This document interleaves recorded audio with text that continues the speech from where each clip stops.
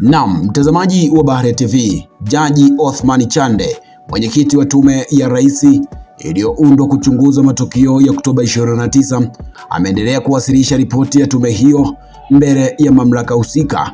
Katika taarifa yake amebainisha kuwa maandamano yaliyotokea katika siku hiyo hayakuwa ya amani kama inavyotarajiwa kwa mujibu wa sheria na taratibu za nchi, licha ya ukweli kwamba haki ya kufanyia maandamano ni sehemu ya haki za msingi za kiraia zinazotambuliwa kikatiba.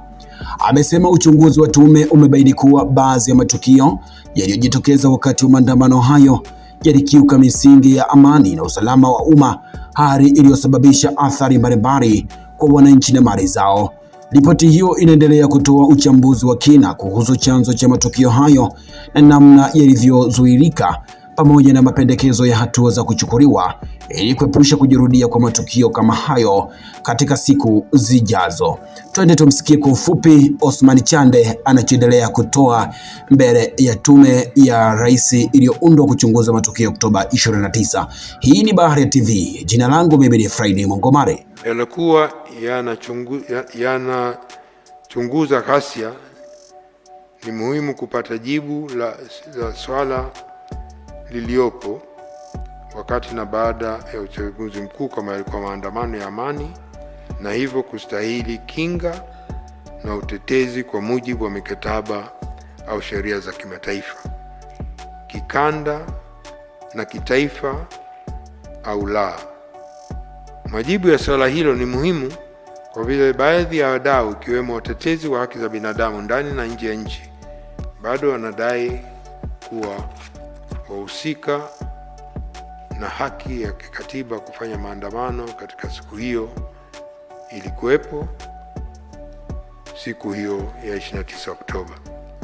Hivyo tume ilifanya uchambuzi wa mikataba, sheria na kanuni mbalimbali za kimataifa, kikanda na kitaifa kuhusu dhana ya haki ya maandamano ya amani na mipaka yake. Mheshimiwa Rais, maandamano ni miongoni mwa haki za msingi zinazotambuliwa na ibara 21 ya mkataba wa kimataifa kuhusu haki za raia na za kisasa mwaka 1966 uliopitishwa na Baraza Kuu la Umoja wa Mataifa tarehe 19 Disemba mwaka 1966. Pamoja na mambo mengine, ibara hii inatambua haki ya kukusanyika kwa amani. Aidha, mkataba huu pia unaruhusu serikali kuweka mipaka kwa ajili ya usalama wa taifa, usalama wa umma, afya au maadili ya jamii na kulinda haki za watu wengine. Vile vile, uwekaji wa mipaka ni lazima uzingatie haki ya msingi ya kuishi kama ilivyoainishwa katika ibara 6 inayotaja kuwa kila binadamu ana haki ya asili ya kuishi, pamoja na ibara 21 inayotambua wigo na ukomo wa maandamano kama yapo kisheria, kihalali, ulazima, uzingatiwaji wa uwiano na ni lazima kwa ulinzi na usalama wa umma. Kuhusu misingi ya kikanda, haki ya kukusanyika na kuandamana kwa amani imeelezwa katika mkataba wa Afrika wa haki za binadamu na watu wa mwaka 1981 na mkataba wa Jumuiya ya Afrika Mashariki wa mwaka 1999 kuwa ni haki ya msingi inayotakiwa kulindwa na kuheshimu. Katika mkataba wa Afrika wa haki za binadamu na watu mwaka 1981, haki ya kusanyika kwa uhuru na amani imetambuliwa na ibara 11, na ibara hiyo imeweka wazi kwa mtu ana haki ya kukusanyika kwa uhuru pamoja na wengine. Aidha, serikali zinaweza kuweka masharti kuhusu haki hiyo kwa ajili ya maslahi ya usalama wa taifa, usalama wa umma, afya, maadili pamoja na haki na uhuru wa watu wengine. Tume ya Afrika ya haki za binadamu na utawala bora pia imeweka mwongozo kuhusu uhuru wa kujumuika na kukusanyika barani Afrika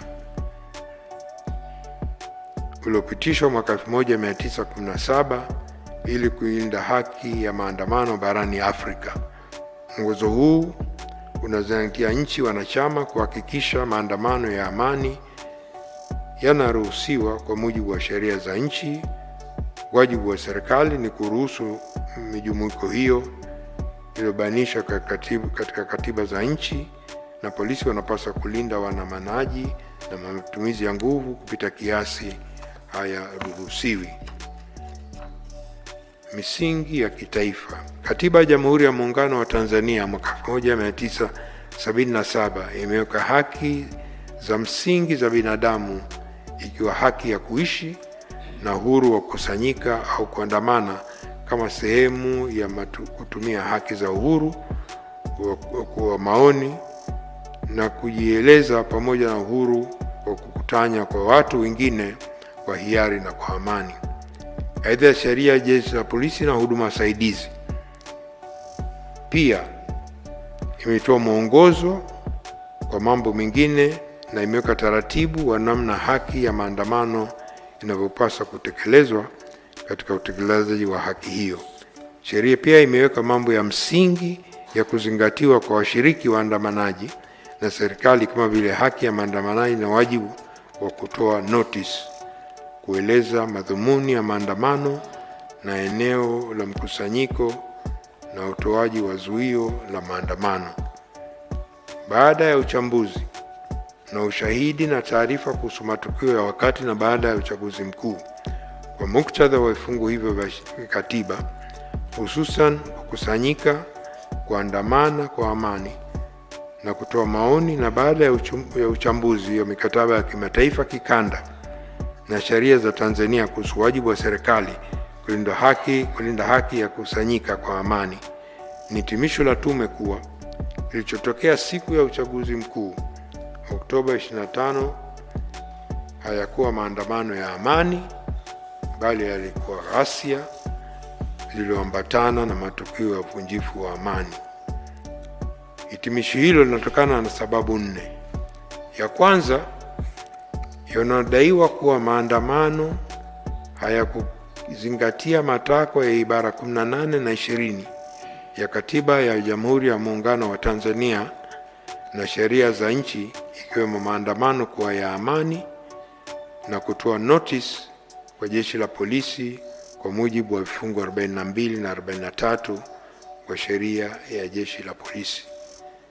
Matakwa ya sheria za kimataifa sio kibali, ni notice, na Tanzania pia liko takwa hilo la kutoa taarifa, sio kibali, na sisi kwetu ni taarifa ya masaa 48 kama ilivyo sheria ya Ureno, ni kama vile ya Tanzania. Lakini la pili ni haki ya kila mtu kushiriki uchaguzi mkuu kama mpiga kura au mgombea. Ni haki ya kikatiba kwa mujibu wa ibara 5 ya katiba ambayo haipaswi kupokwa. Ghasia zilipangwa na kutekeleza siku iliyotangazwa kisheria kwa ni siku ya uchaguzi mkuu. Hivyo kufanya ghasia siku hiyo ilikuwa ni kupoka haki ya kikatiba na kisheria za wananchi wengine, ikiwemo haki ya kupiga kura na kuchaguliwa.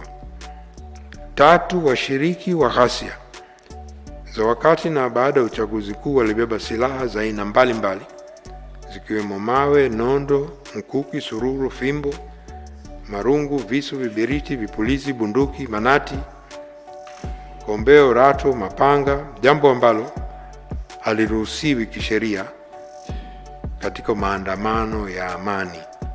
Hii ni kinyume cha sheria na taratibu za kimataifa, ibara 21 ya mkataba wa haki za binadamu na raia na kisiasa mwaka 1966.